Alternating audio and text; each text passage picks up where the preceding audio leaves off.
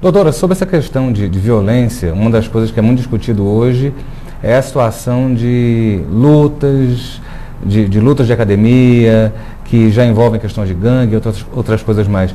Existe alguma correlação, alguma relação? Qual? Importante você ter tocado nesse tema, porque a gente precisa separar muito bem artes marciais dessas gangues. E normalmente na mídia às vezes não é bem esclarecido isso. E artes marciais transmitem valores, e a gente está falando que nossa sociedade está carente de valores, e quando a gente pensa em dar uma boa formação para os filhos, colocar numa boa academia, com mestres, eles vão aprender tanto a ter autocontrole, quanto a se defender, quanto a ter valores. Isso é bárbaro, é extremamente importante. Essa situação de valores eu acho interessante. Eu conversando uma vez com um funcionário que trabalhava comigo, ele lutava jiu-jitsu. E ele sempre falou que se pregavam alguns valores e tal, e a gente está hoje aqui com convidados da área, né? E eu queria saber de você, Eduardo. Você é faixa preta, Isso. Você luta. O jiu-jitsu hoje, ele é visto como arte marcial, mas por algumas pessoas como algo um tanto bruto, violento. Uhum. Como é que se trata isso? Bom, na verdade, tudo começou, foi um tempo, mais ou menos, acho que foi uns 10 anos atrás, quando começaram aqueles beat boys, os que ficavam criando confusões lá no Rio de Janeiro. Que inclusive tudo começou num evento que eram pessoas de academias que eles começaram a se exaltar e começaram a brigar uma academia com a outra. Nisso começou a dar uma popularidade muito sobre isso, aí muita gente começou a fazer isso. Só que na verdade o jiu-jitsu, no nome todo diz, significa arte suave. Então fica uma coisa meio irônica. A pessoa, pô, eu pratico jiu-jitsu, mas a pessoa é violenta e na verdade o nome significa arte suave. Então a gente tem que, como até a doutora informou pra gente, que assim, é tudo educação, na verdade. A gente tem que chegar, mostrar para os alunos que o jiu-jitsu não é para a pessoa aprender algumas posições e sair na rua querer machucar o outro. Dá para controlar? Na verdade, assim, é que nem é uma educação. Se você é um professor, como você estaria educando também um aluno na escola em ler, escrever, fazer matemática, falar bom dia, boa noite, obrigado. Então é mais ou menos isso que a gente tem que educar os nossos, como a gente diz, discípulos. Que na verdade ele vai ser o nosso espelho no futuro. E aí, Rose? Eu queria saber do Quiron, que carrega um peso aí de nome, Grace, né? Que aí o peso da família, como é que fica o peso da família? Não sei, porque eu acho que esse nome Grace é algo assim que... Eu acho que isso é uma coisa que acontece frequentemente. Vocês são vistos como os meninos que, sei lá, pode puxar brigas, sei lá. Bad boys? Bad boys. Bad boys. Bom, na verdade, por coincidência, normalmente quem luta de jiu-jitsu tem cabelo raspado. Na verdade eu raspo o cabelo porque eu gosto, porque não precisa pentear, né? E assim, tem orelha quebrada, mas se você ver a minha orelha não é quebrada, sou professor de jiu-jitsu. Isso aí, na verdade, eu falei assim, pô, por que a orelha do lutador de jiu-jitsu quebra? Na verdade, porque articulado não tem jeito, toda hora no tatame, aí ela acontece eu já tive isso. Um motorista meu, que era, lembra que a orelha era toda quebrada? Que era exatamente, e às vezes, não é jiu-jitsu, é lutador de judô. Você prestar lutador de judô também tem a orelha quebrada. E no caso das meninas, como é que elas ficam? Assim, com as orelhas quebradas? Normalmente as não pode raspar a cabeça? Não pode raspar a cabeça, elas usam coque. E o interessante é que quando as meninas vêm para o jiu-jitsu, a gente nem tenta buscar muito na parte de jiu-jitsu, sim na parte de defesa pessoal para elas. Entendeu? Porque a gente busca, pela mulher assim, ela fica na parte, não você machista, porque normalmente ela fica na parte indefesa, porque assim, se ela sai da escola, até outro lado tem uma probabilidade de ser estuprada sobre isso, enquanto o menino sai da escola nada, a única coisa que ele vai ser assaltado. Então a gente busca mais nas meninas na parte de ser, na fase de defesa pessoal. Então se você prestar atenção, elas não têm a orelha machucada, mas também a gente tenta mostrar para ela, usa um protetor. Infelizmente elas têm que cortar a unha, não tem problema. Às vezes algumas alunas elas falam assim, pô, tem que cortar minha unha, tão bonitinha. Então a gente tenta mostrar. E vocês notaram assim o aumento das meninas na busca da academia depois dessa violência?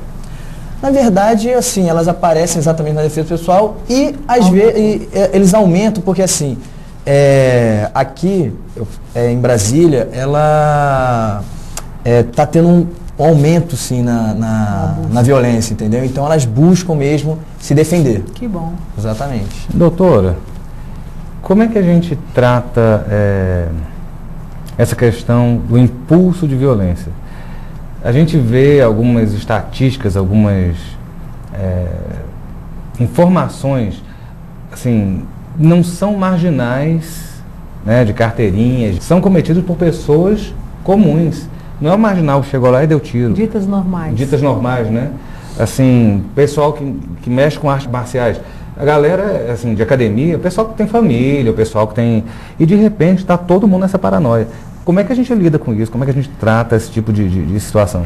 Começa cedo, começa na infância, nos primeiros anos. É um treinamento que se faz para controle dos instintos, dos impulsos, né? Então a criança, ela vai... Peraí, é impulso que nasce... Ou isso é adquirido? É inato. Não. Veja bem, tem uma característica. Agressividade é uma coisa natural. Inclusive, nós precisamos dessa agressividade até para sobreviver. Só que utilizaremos ela ou para nos defender, ou para coisas construtivas, ou para coisas destrutivas. O problema é que, de repente, o que está chamando a atenção é o mau uso, o mau direcionamento dessa agressividade.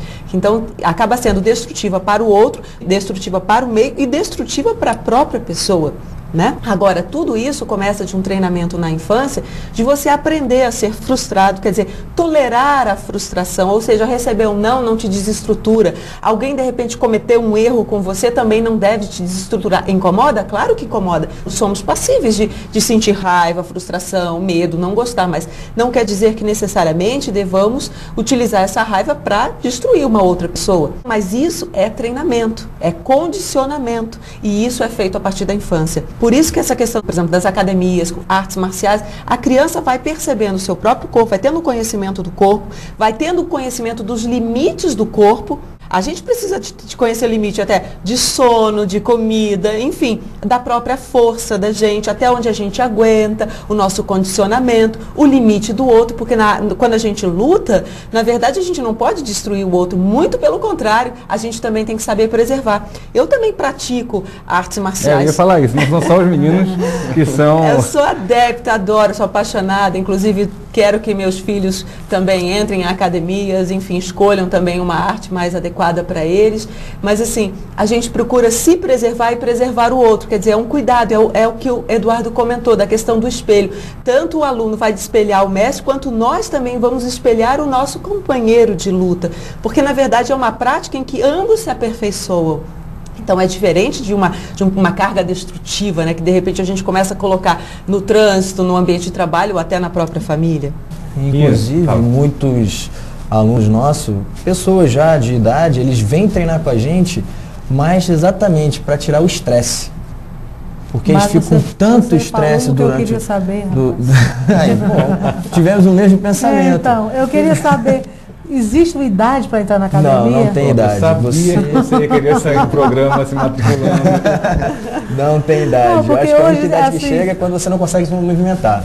Tirando isso, não tem idade. Não, estão mandando as pessoas para musculação por causa da questão óssea, fazer aquele tai chi chuan, né, para yoga, esse monte de coisa. O jiu-jitsu também ajuda? Tem. Inclusive, as pessoas... interessante. Muita gente pergunta pra você, como é que você sai relaxado dessa luta? Você é toda hora travada, você treina que você vai ver. Você tira um peso, parece que você tira um peso. Tanto é que não só o jiu-jitsu, judô, aikido, karatê, você vê a pessoa quando termina, ela tá leve. E é incrível que quando se trabalha o corpo, se trabalha a mente. Exatamente. Você, quando flexibiliza o corpo, você encontra outras saídas, né? Você também começa a encontrar saídas para aqueles teus padrões, porque a gente, na nossa rotina diária, a gente acaba sendo repetitivo demais em coisas que a gente não precisa ser. E às vezes a gente continua com um padrão negativo, por exemplo, de pensamento. Aí entra no tatame, começa a lutar, encontra uma saída. Aí você vê assim, poxa, você leva essa mesma solução para o ambiente de trabalho. Exatamente. E isso é ótimo. Pois é, mas você, quando está fazendo lá, quem está do lado de fora, olha e fala assim, ele luta judô, ele luta jiu-jitsu, não sei o quê. Eu ia perguntar para você, Kiran, como é que o povo tem medo quando sabe? Fala a verdade, olha para a lente da verdade. Às vezes tem. Tanto que não é? A maioria das pessoas que brigam na rua não são nem pessoas que fazem a luta. Porque lutando você passa a ter autocontrole e autoconhecimento. Você não precisa se mostrar. Geralmente quem briga na rua está com um vazio dentro dela e está querendo preencher aquilo. E tanto que muitas vezes acontece, deve até acontecer com você, alguém, um conhecido arruma confusão, sabe que você é lutador, fala, pô, vai lá, me ajuda ali. Me ajuda no meio. Me ajuda no meio, você, pô, E aí, não. ajuda? Não. Procura briga se garantir procura com até vocês. acabar. A gente entra na história do desadiço, não. A parte e acabou. Exatamente pela consciência que você passa a ter até da sua própria força. É. E você sabe que de repente pode chegar e machucar seriamente uma Tanto pessoa. é que se torna uma arma branca isso. É. Né? A pessoa, quando Qual tem é, uma qual é a noção. sua É, Aikido. Aikido?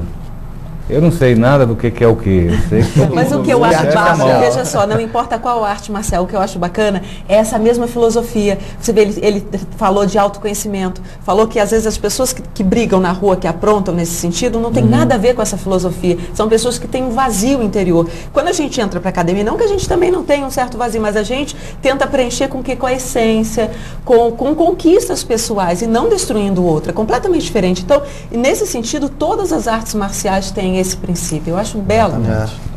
Dá para usar a arte de vocês para inserir as pessoas na sociedade? Como é que fica? É possível? Quais são os valores? Por exemplo, a gente está falando do jiu-jitsu, porque o jiu-jitsu, dentro dessas artes, eu acho que é que Mais visada Mais pra visada na parte de sentido, Eu acho que não daria uma profissão para a pessoa, mas ela com certeza vai se conhecer melhor, vai saber melhor seus limites, vai saber até onde ela pode ir, vai preencher um vazio dentro dela também. Acho que ela vai saber que caminho ela vai querer seguir. Tipo, E vai ajuda, pertencer, né? Pertencer a um grupo. Você se sente protegido também, É. que acaba sendo uma família. Uma Isso. academia acaba sendo uma família também.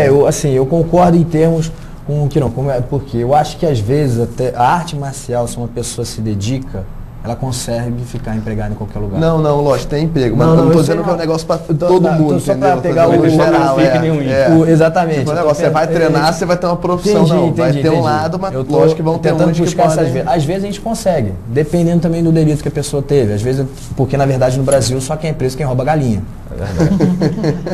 Que é a coisa da impunidade, que é um problema sério, Entendeu? que acaba gerando Às violência. vezes essa pessoa que roubou galinha, foi presa, ficou 3 anos, 4 anos indevido na cadeia, ela entra começa a praticar algum esporte, pode ser até em luta, pode ser até atletismo, ciclismo, qualquer coisa. E começa a gostar daquilo e começa a virar uma profissão e começa a receber dinheiro sobre isso. Tem várias pessoas, inclusive até eu esqueci o nome dela, que ela é atleta, faz maratona, que ela catava lixo. Lucélia? Exatamente. A primeira corrida dela de maratona ela correu descalço.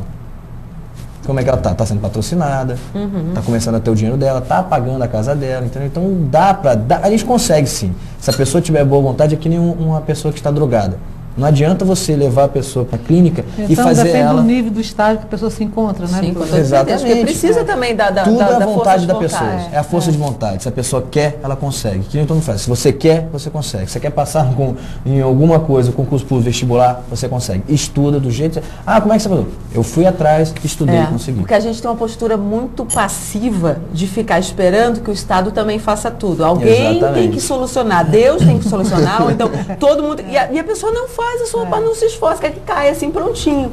Né? Quer dizer, às vezes Deus está colocando ali, a pessoa não está enxergando, que é para ela, né, dar um direcionamento naquilo. Né? Agradecer profundamente, doutora, a sua presença, a sua contribuição. Obrigada, A gente eu que sabe agradeço. da sua luta aí tanto na questão psicológica, questão da lei, do direito. E eu acho que as duas coisas têm que andar mesmo juntas. Né? Porque não somos máquinas, somos seres humanos, humanoides que têm sentimentos, e isso é que faz essa interação que ou pode ser positiva ou destrutiva. Né? Kiron, obrigado pela sua presença. Eduardo, valeu. Agradeço o pessoal da companhia atlética. Obrigado a você.